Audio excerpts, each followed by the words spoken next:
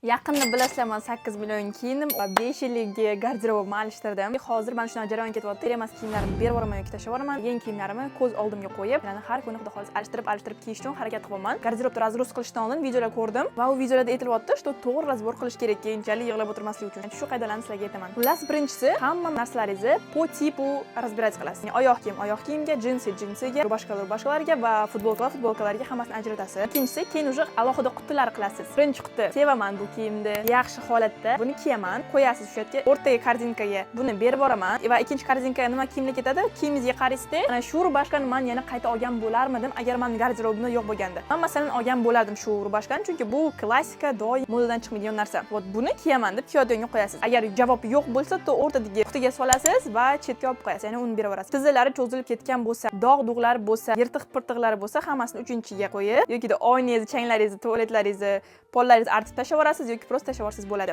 Uchinchisi, hammasi ancha razbor bo'lgandan keyin qolgan kiyimlarni bir-biriga sachtat qilib, o'zingizga tayyor luklar qilib olsangiz bo'ladi. Ya'ni shimingiz, ya'ni bitta jinsi shimingiz bilan 3 ta tepa kiyim mos tushishi kerak ekan bir-biriga.